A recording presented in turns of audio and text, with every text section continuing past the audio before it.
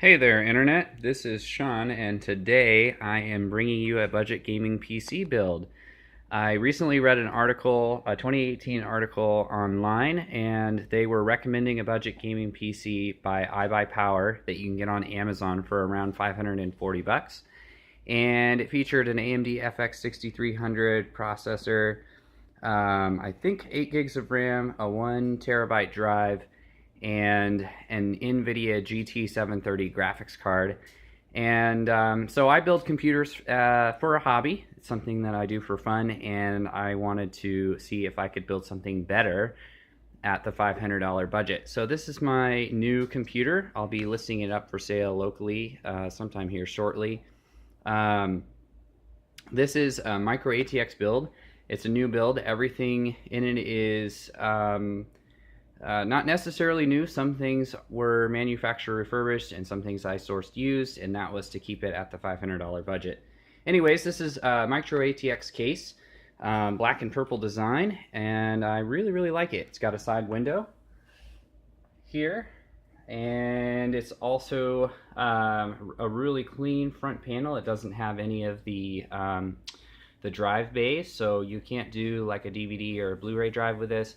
But the advantage is that you've got space for a couple of 120 millimeter fans. There is a purple LED 120 millimeter fan here in the front, and believe it or not, you can actually fit another one up here, although I didn't really see a need to, and there's not a lot of ventilation for a fan up there, so that just didn't make a whole lot of sense to me.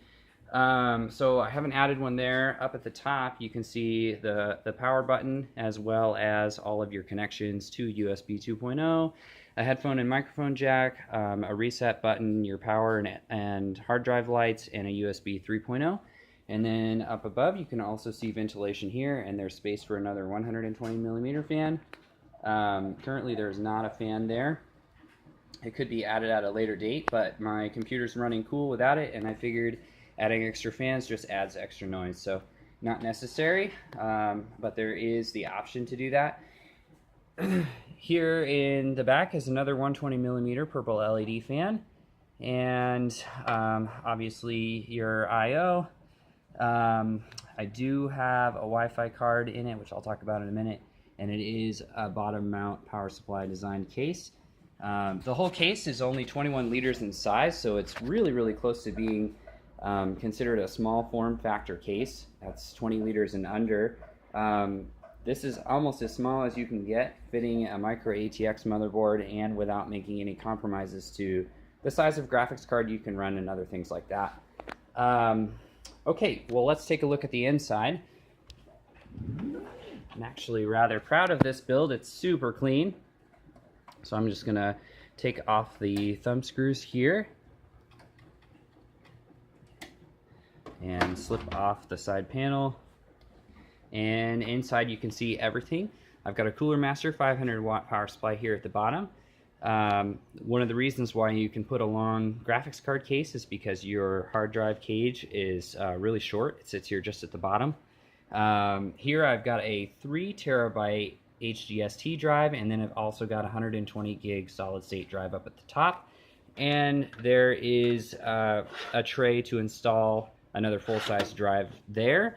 And if you really need more space, you also have the option of installing additional 2.5-inch drives here and here, although you do sacrifice some of the cable management to do so.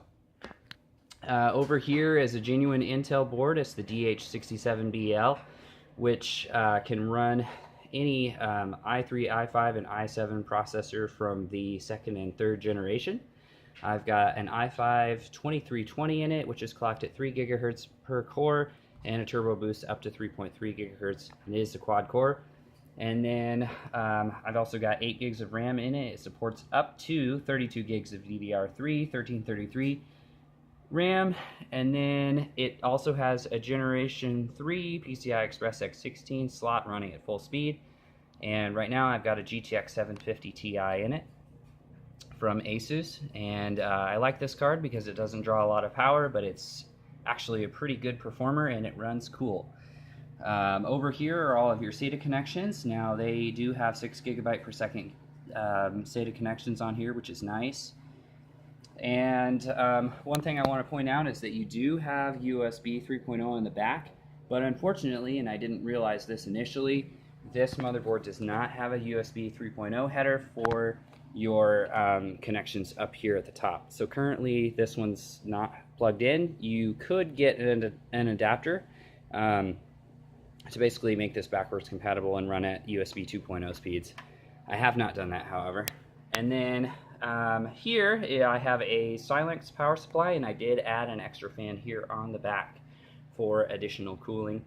The entire build is super clean, all the cable management. The nice thing about this case that I really like is that you've got these raised panels, and so the raised panel on the back here allows you to kind of just move some of those extra cords and stuff out of sight. And then you've got the symmetrical raised panel here on the side, which theoretically could allow you to install a taller CPU heatsink, although in practice I don't think that's really super effective, because the raised paneling is actually maybe just a touch low for where your CPU is actually going to be positioned inside the case. All that to be said, I really like it. It looks super cool. It's small, it's light, and it runs really great. So let's go ahead and put this panel back on. Let's see here. A little bit tricky holding a phone and doing this with the other hand. Screw this back in, and screw this one down here. So what I'm going to do for the rest of the video is actually just show a little bit of the gaming performance, and I'll try to give you some numbers in terms of temperatures and frame rates and settings for games that I have tested it with. I don't own PUBG, so that's probably the only really popular game that I can't tell you something about. I'm sure I should run just fine, I would expect, at medium settings, 1080p. I will say that Fortnite runs great, and I also was playing Tomb Raider on ultra settings at 1080p and getting a flawless 60 frames per second. And I also did Grid 2, which is one of my favorite racing games, and that ran really well as well. Okay, let's go ahead and fire it up. So it looks really sweet with the fans on. Yeah, it just looks super cool. It's relatively quiet. I like it. Okay, I've got to fire up the TV here because that's what it's hooked up to. Looks like my my TV turned off because I left it sitting for too long. And what I'm going to do is, rather than trying to hold my phone, I'm actually going to mount it to this tripod here so that you can see and I can control the keyboard and all of that. As you can see, the computer started up super fast. That's thanks to that 120 gig SSD card. And hopefully you can still hear me as I'm sitting on the couch behind the phone, but I'm going to just go ahead and fire up a few things so you can see how the computer performs. So I'm just going to use MSI Afterburner. That'll give you the CPU and GPU temperatures as well as the frames per second in the game. I'm not applying an overclock to this graphics card. It is stock from the factory. Alright, I guess I will show Fortnite first, and then we'll move on to Tomb Raider. No, that's fine. Okay. And I did want to mention that this is running a fully licensed Windows 10 Professional, and I will make sure to refresh everything so that you've got a nice clean install and can log in with your own account information and install your own software and games. yeah, with that 3 terabyte drive, your storage is pretty much endless. I definitely don't own enough stuff to fully use that.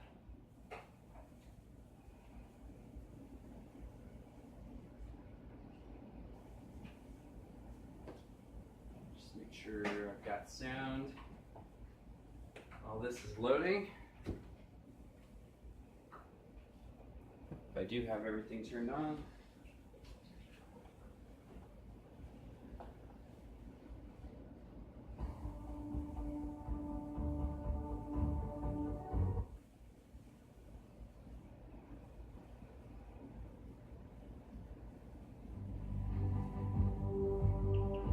Battle Royale. So right now I believe I have the settings on 1080p and everything at medium, but I did also find that the game ran pretty well when I turned most settings up to ultra, but left shadows on medium and anti-aliasing off. But let's go ahead and take a look here. You can see I've got everything on medium. VSync is off, motion blur is on. And the frame rate limit right now is set at 60 frames per second. Okay, let's go ahead and jump into a game.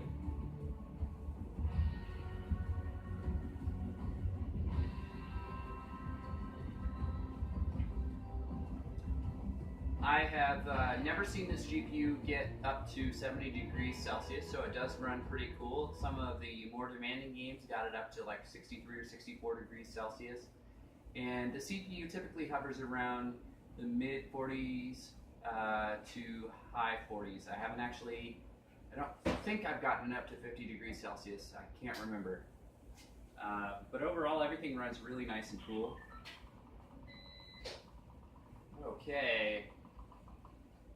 So here we are, and getting between 55 and 60 frames per second. More than enough to play.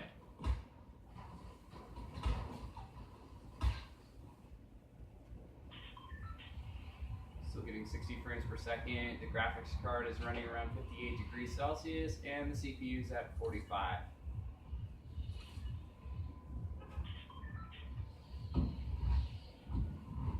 Alright. I'm not very good at this game, but I will play a little bit so you can see how smoothly it runs. Hopefully I don't die within like the first couple minutes.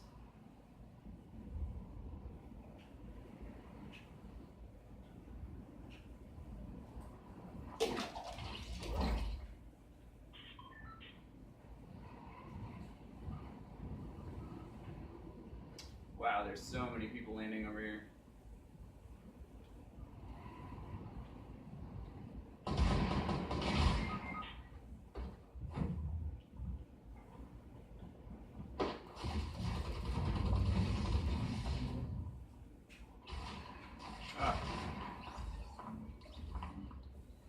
You took my gun, dude. I was going for that. Oh well. Alrighty. Still hitting 58 to 60 frames per second.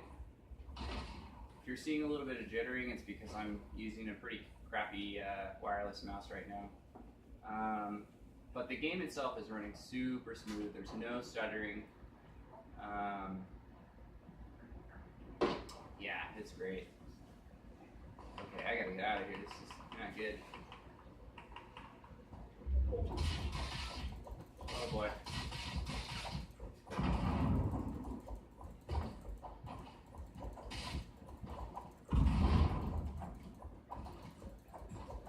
Well, this is entertaining. Never got into a melee fight with somebody on this before. You can probably tell this is not a game that I typically play. Oh boy.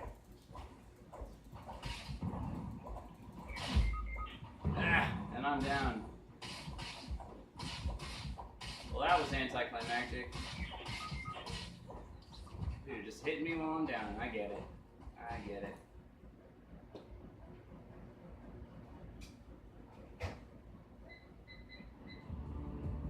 Alright, well that was rough. Okay, I'm going to exit out of this.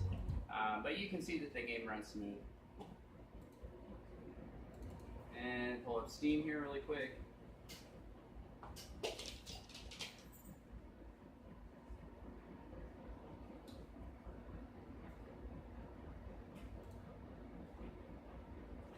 And I got a few games installed on here. Everything's ran great. I obviously can't show you everything. Sonic All-Stars Racing was pretty much flawless. Quake Champions runs pretty good.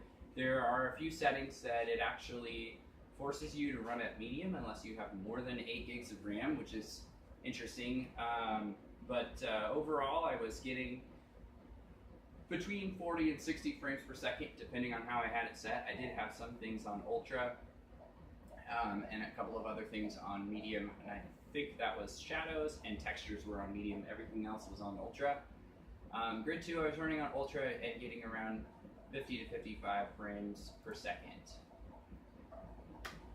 And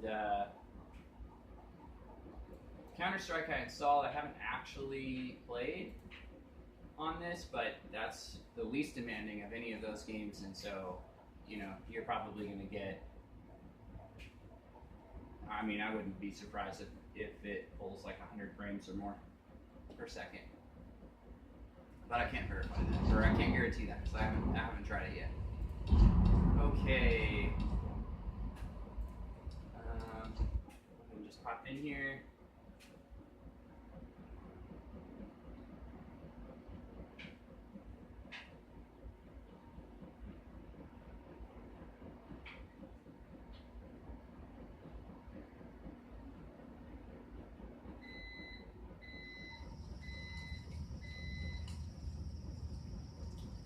Alrighty, so it's 60 frames a second. Let's just go ahead and verify what the settings are at right now. Make sure. Let's see, 1920 by 1080, refresh rate 60 hertz, VSync double buffer. Oh, I actually have the quality of normal. Let's turn that up and see how it does. Ultimate. Well, let's see, quality ultimate, texture quality ultra. I am going to turn off the TressFX quality only because they basically designed that to only work well with AMD graphics cards. But everything else, let's turn up. Okay, these ones are max. So some of these don't go to ultra, they just max out at high. Anisotropic 16 times texture filter. Okay, go ahead and hit apply. Let's see how we do.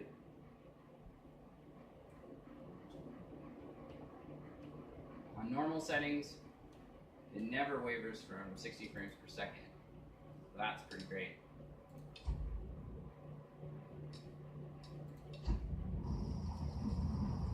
And it looks like we're hovering around 25 to 30 frames per second when I turn everything up. So I'd actually probably adjust the settings down just a little bit. Let's see.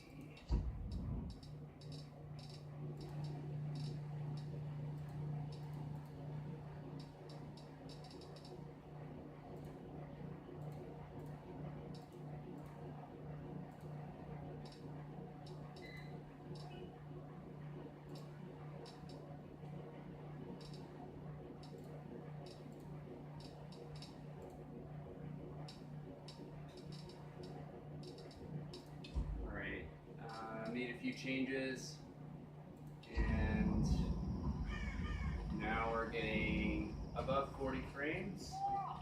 Up here, I found something. I don't like the sound of that.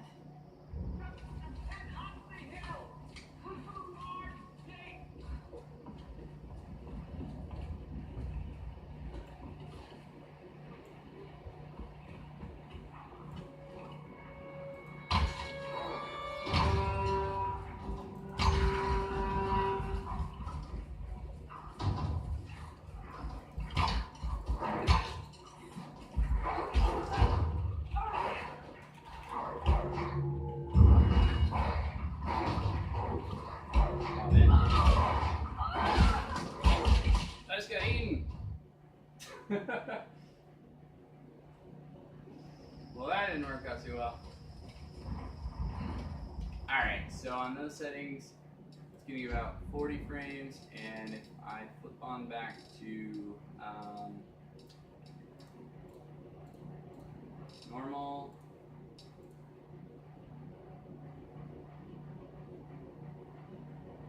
and click apply,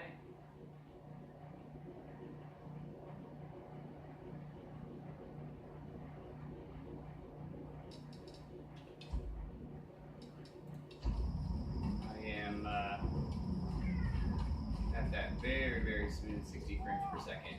Up here, I found something. I don't like the sound of that.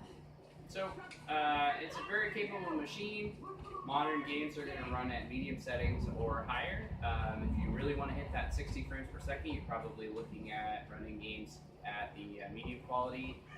But if you find something like 40 or 50 frames per second to be playable, you can definitely get high settings or possibly even ultra.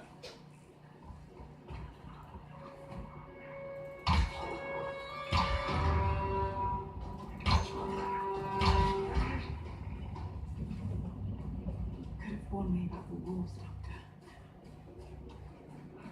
Yeah, I think you could definitely set this higher than normal. I mean, it's just not fluctuating from 60 frames per second. It's only the VSync that's keeping it from actually running faster than 60 frames per second.